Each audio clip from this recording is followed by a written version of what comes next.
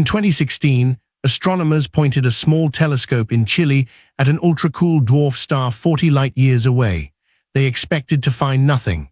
Instead, they opened a doorway to 7 rocky worlds, 3 of them in the habitable zone. No other system has ever given us so many targets for the search for life beyond Earth.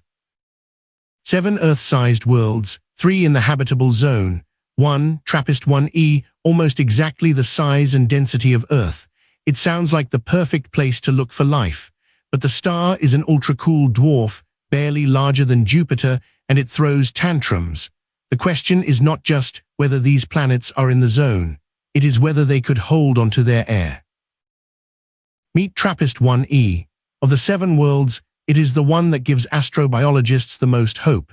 Its radius is 91% of Earth's. Its mass is 77%, giving it a very Earth-like density. It receives about 2/3 the light Earth gets from the Sun, placing it squarely in the middle of the habitable zone for this dim red star. To understand these worlds, you have to meet their sun. TRAPPIST-1 is an ultra-cool dwarf, a class of star so dim and red that it emits mostly infrared light. It has about 1/10 the mass of the Sun and a surface temperature barely half as hot. The habitable zone around such a star is not out at 1 astronomical unit like Earth. It is scrunched in at a few million kilometers, closer than Mercury orbits our Sun. Look at how close everything is. Every single planet in the system orbits closer than Mercury is to our Sun. Planets E, F, and G are in the habitable zone, but note the distances. E is at 0.028 astronomical units. That is barely 4 million kilometers from the star. A year on TRAPPIST-1e takes just 6 days. This proximity comes with a price.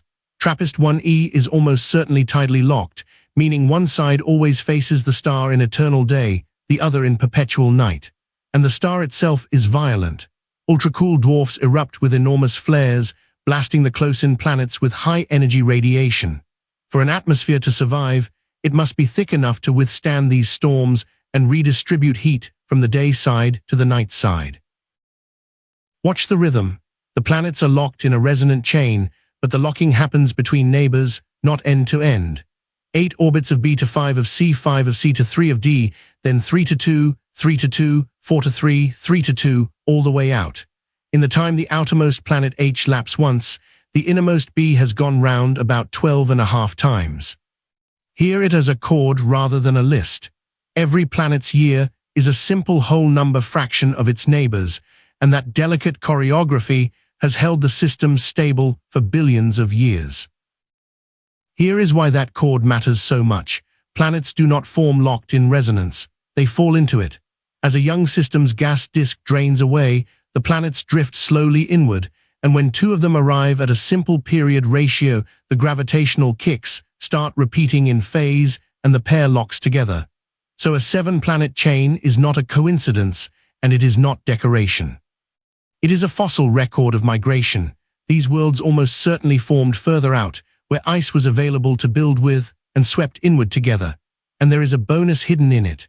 Because the planets tug on one another, every transit runs a few minutes early or late, and the size of that timing shift is how we weighed them.